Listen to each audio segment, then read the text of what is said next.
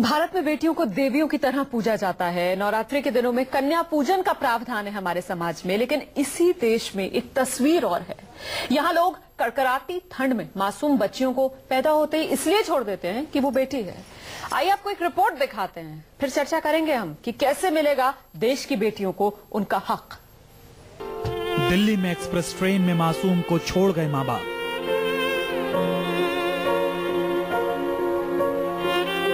मुंबई में कूड़ेदान में तड़पती मिली नन्ही परी।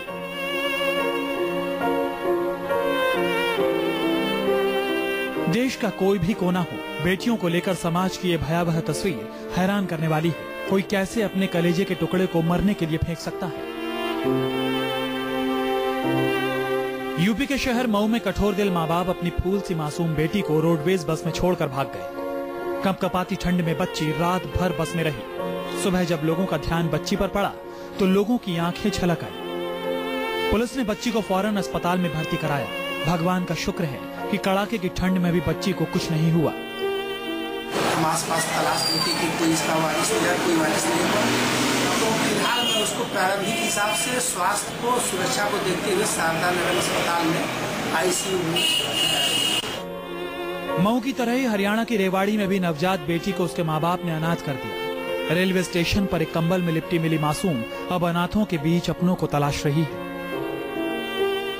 प्लेटफार्म नंबर 1 पर झाड़ियों के पास लावारिस अवस्था मिली। किसी यात्री ने बताया कि कोई बच्चा कपड़े में लिपटा हुआ मिला है। देश में मासूम बेटियों के साथ इसी तरह का सौतेला बर्ताव देखने को मिल रहा है। माया नगरी मुंबई में जहां कूड़ेदान में मिली मासूम अब बेगानों के बीच जीने को मजबूर है, वहीं दिल्ली के रेलवे स्टेशन पर केरल एक्सप्रेस में मिली नवजात भी बेटी होने की सजा भुगत रही है।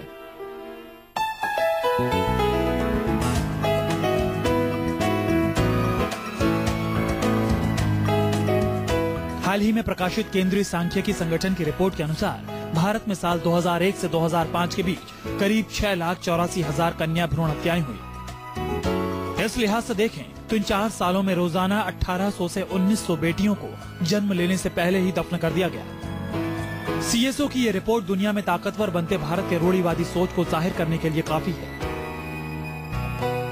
हमारे देश में बेटे के मोह के चलते हर साल लाखों बच्चियों को इसी दुनिया में आने से पहले उनकी हत्या कर दी जाती है और सिलसिला थमता दिखाई नहीं दे रहा।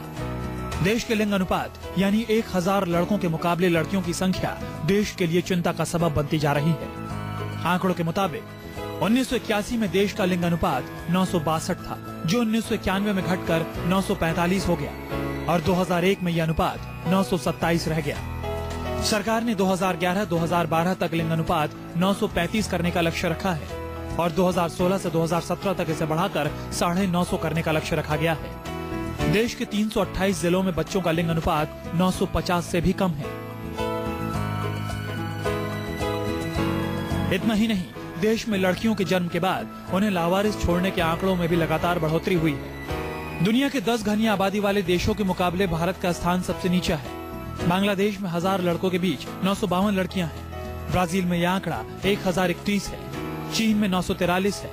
भारत में 1000 लड़कों पर महज 933 लड़कियां हैं। वहीं इंडोनेशिया में यह आंकड़ा 1000 है। जापान में 1041, नाइजीरिया में 990, सोवियत संघ में 1136 और अमेरिका में 1000 लड़कियों के मुकाबले 1031 लड़कियां हैं। पूरी दुनिया में भारत ही वो देश है जहां नारी को देवी की तरह पूजा जाता है, लेकिन भारत में ही बेटियों का जो हाल है वो हमें सोचने को मजबूर करता है कि आखिर ये सोच कैसे बदलेगी। बड़ी त्रासदी है ये हमारे समाज की कि यहाँ सबसे ज्यादा भेदभाव लड़कियों के साथ, और वो भी अपनी ही बेटियों के साथ किया जाता है। घरों में, परिवारों में किस तरीके से उन्हें लावारिस मरने के लिए छोड़ दिया जाता है, ये रिपोर्ट हमने आपको दिखाई। रतन राजपूत, रिपोर्ट आपने भी देखी। सवाल मेरा बड़ा सीधा है कि आखिर हम जा कहां रहे हैं।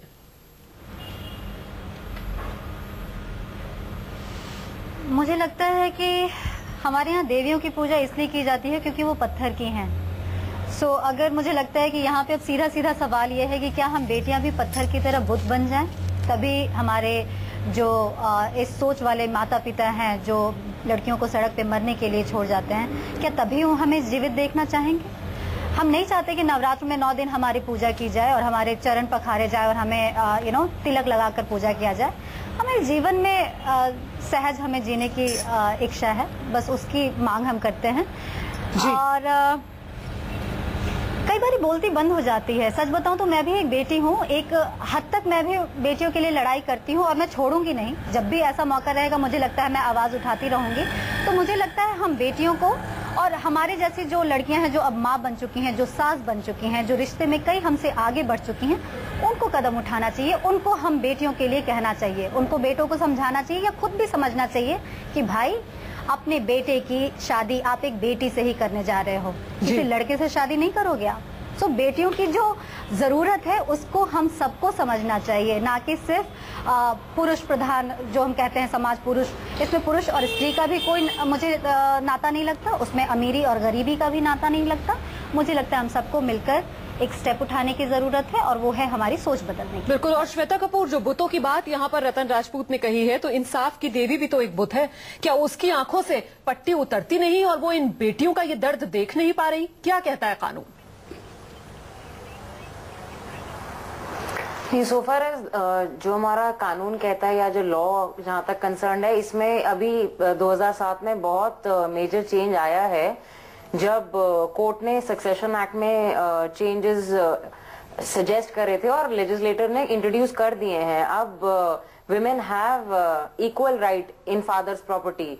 अब पिता की प्रॉपर्टी में बच्चियों को, बेटियों को बराबर का अधिकार है। वो पार्टीशन भी मांग सकती हैं और वो अपना हिस्सा भी ले सकती हैं कोर्ट में जाके जब वो चाहें, और उनको बेटों के बराबर ही हिस्सा दिया जाएगा।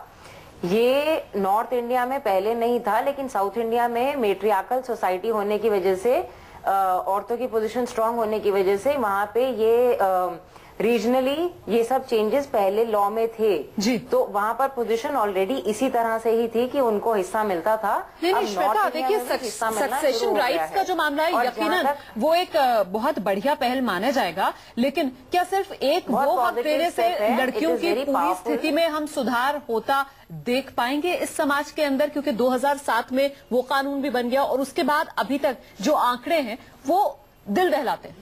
हर परिवार संपत्तिधारी परिवार नहीं होता है अपने भारत में। आंकड़ों का जैसे अगर आप अगर मैं यहाँ पे एक चीज ऐड कर सकूं, यहाँ पे मुझे ऐसा लगता है कि जहाँ पर ना हमारे देश में बिकॉज रीजनल बहुत ज्यादा डेविएशन है, बहुत ज्यादा डिस्टिंक्शन आती है। अगर आप नॉर्थ के आंकड़े देखें, साउथ इंडिया के आंकड़े देखें, ईस्ट के देखें और वेस्ट के देखें, आपको आंकड़ों में फर्क नजर आएगा।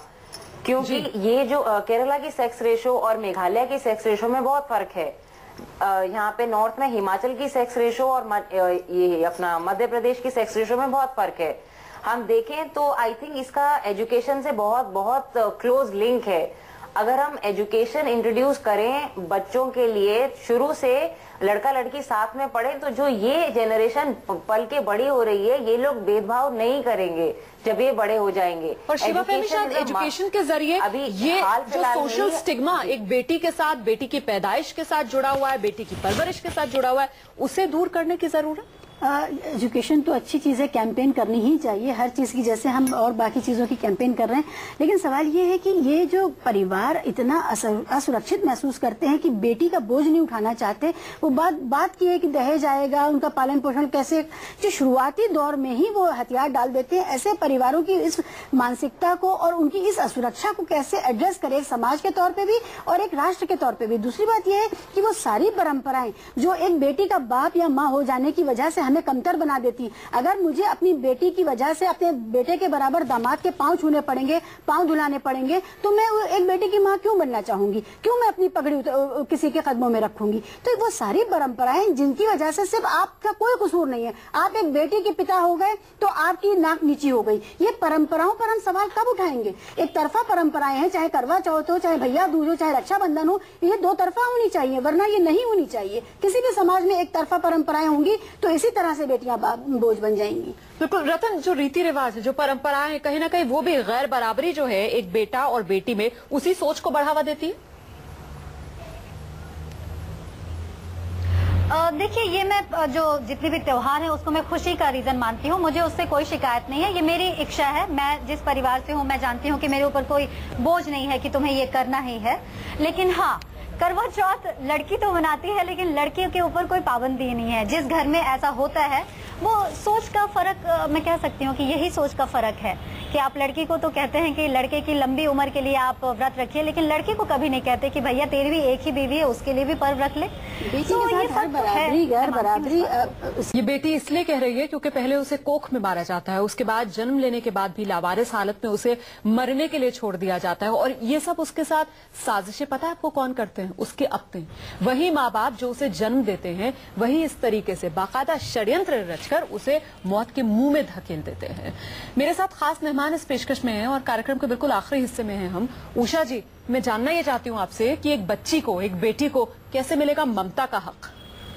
ममता का हक तभी मिलेगा जब माँ बाप ये सोचेंगे कि जैसे उसको नमक रोटी खा के भी बेटे को पढ़ा के अपने पाँव पे खड़ा करते, वैसे ही बेटियों को भी पैर पर खड़ा करें। ये ना सोचें कि उसके लिए दहेज जमा करना पड़ेगा, उसकी शादी करनी पड़ेगी। शादी ही अंतिम गोल नहीं है। लड़की का भविष्य वो अपने पाँव पे खड़ी हो, आत्मविश्वास के साथ, चाहे 2 ही रोटी कमाए, लेकिन अपने, हाँ, ये सोच बदलनी होगी कि लड़के लड़की को बराबर अपने पाँव पे खड़ा करके रखे, करे और उनको पढ़ा लिखा के इतना योग्य बनाए कि लड़की को किसी की जरूरत ना पड़े, वो सबका सहारा बने, ना कि वो किसी के ऊपर बोझ बने। तो मैं चाहूंगी कि हर एक माँ बाप को ये संदेश देना चाहूंगी कि आप दहेज मत जमा कीजिए, आप प्रॉपर्टी में हिस्सा मत दीजिए, लेकिन लड़की को इस योग्य बना दीजिए कि कल को वो जवाबदेही अपनी और बाकी समाज की भी करने में सक्षम हो सके। जी शिवा, ये सोच बदलने के लिए क्या कदम उठाए जाने चाहिए? कैसे हक दिलाना चाहिए बेटी को? जहाँ तक दहेज का सवाल उषा जी ने कहा वो बिल्कुल सही है, लेकिन जिन परिवारों में संपत्ति है वहाँ संपत्ति का बराबर से बंटवारा भी जरूरी है। जो मजबूती आप समाज में उतरने के लिए बेटे को देते हैं वही मजबूती बेटी को भी दीजिए। लेकिन आज जो हमारा विषय है उसमें सबसे पहले जो बात है कि अपनी बेटियों को छुई-मुई मत बनाइए, दबंग बनाइए, अपनी बेटी को उसी तरह से खुद मुख्तार बनाइए और उसको फैसले लेने की क्षमता उसमें विकसित करिए। वो आपका सहारा बनेगी, बजाय इसके कि आप उसके लिए सहारा ढूंढते रहें। उसके लिए तो पहले ये सोच आनी जरूरी है ना कि हम बेटी को कम से कम जीने का एक मौका दो दें, उसके बाद ये देखा जाएगा कि हम कैसे उसकी परवरिश करें। राज्य को भी इंटरवीन करना पड़ेगा कि जिन परिवारों में बेटियों को जन्म नहीं देने दिया जा रहा है वो दिख रहा है, ऐसा नहीं कि वो दिख नहीं रहा है और हम उस पर सवाल नहीं उठा रहे। ये बहुत बड़ी कमी है समाज की। जी, कानून के लिहाज से किस तरीके से मदद मिल सकती है? बेटियों को ममता का हक कम से कम दिलाया जाए। श्वेता कपूर जी, ऑब्वियसली यहाँ पे सोशल स्टिग्मा जो है विद द डॉटर, जो हमारे डॉरी वगैरह की वजह से है, वो तो है। बाकी सोशली इन लोगों ने कवर कर दिया है। बट हाँ, हमारे यहाँ जो लॉज हैं जिसमें डॉरी लेना अलाउड नहीं है और ये सब है, इसको दोनों पार्टीज को इक्वली एनफोर्स करना होता है। ना ले सकते हैं ना देनी चाहिए। इन सब चीजों को अगर माँ बाप पहले से ही ध्यान में रखेंगे तो वो डॉरी जमा करने के बारे में सोचेंगे ही नहीं। वो वही मेरा एक और सवाल भी है श्वेता कि देखिए ना, दहेज देने की नौबत तो आएगी 20-22 साल के बाद, लेकिन जैसे ही बच्ची पैदा हो रही है उसे मरने के लिए छोड़ दिया जा रहा है। उसे कैसे रोका जाए? वहाँ पर कितने ऐसे केसेस हैं? आए दिन इस तरीके की खबरों की एब्सोल्यूट क्रूएल्टी अगेंस्ट एब्सोल्युटली। देखिए, ये जो माँ बाप हैं ये एक्चुअली में है तो इस सोसाइटी का ही पार्ट। इनके अगेंस्ट भी वही इंडियन पिनल कोड के सेक्शंस लग सकते हैं जो और लोगों के अगेंस्ट लगेंगे जो इन बच्चों के ऊपर किसी भी तरह की क्रूएल्टी करते हैं। इनके ऊपर ग्रीवियस हर्ट, सिंपल हर्ट और culpable homicide not amounting to murder के दावे भी फाइल किए जा सकते हैं, because this is a state crime. आप किसी को भी ऐसे इररिस्पॉन्सिबिलिटी से पैदा करके छोड़ नहीं सकते। उषा जी, ऐसे केसेस तो सॉल्व ही नहीं होते ना, पता ही नहीं चलता था माँ बाप है कौन। कंप्लेंट भी हो सकती है। 2 साल पहले इसी नोएडा में इसी ठंड में जनवरी से लेकर दिसंबर के महीने तक 24 नवजात कन्याएं मिली थी। हर एक गली नुक्कड़ और जंगल झाड़ियां मिली थी। कोई महकमा इसके लिए। और रतन, आपको क्या लगता है कैसे मिलेगा बेटियों को ममता का हक? सबसे पहले तो कानून जो बना है उसको इम्प्लीमेंट करना बहुत जरूरी है। सिर्फ वो कॉपी और फाइल्स में बंद नहीं होनी चाहिए। अगर इस टाइप के केसेस पकड़ में आते हैं, जो भी लोग पकड़ में आते हैं उनको इस चीज की सजा मिलनी चाहिए, ऑफ कोर्स मिलनी चाहिए। और मुझे लगता है कि ये सोच जो हमारी है कि बेटी पराया धन है, उसको बदलने की बहुत जरूरत है। हम जो लड़कियां हैं वो इतने कैपेबल है कि हम एक घर नहीं, हम दो घर संभालते हैं। हम शादी के पहले अपना मायका संभालते हैं और शादी के बाद हम ससुराल को भी संभालते हैं। जी बहुत बहुत शुक्रिया आप सभी का इस खास पेशकश में हमारे साथ बने रहने के लिए। देखिए, लड़कियां आपसे इतना प्यार करती हैं, अपने परिवार से इतनी मोहब्बत करती हैं कि इतना सब कुछ सहने के बाद भी वो ये जरूर मन में आशा रखती हैं कि अगले जन्म मोहे बिटिया ही कीजो। लेकिन कम से कम मान रख लीजिए उस बेटी की इस उम्मीद का कि अगले जन्म अगर वो बेटी के ही रूप में आपके घर में आए तो आप उसे जीने का हक जरूर दें। ये बुनियादी हक है जो आपको अपनी औलाद को देना ही होगा। ममता का हक मिलना चाहिए एक बेटी को।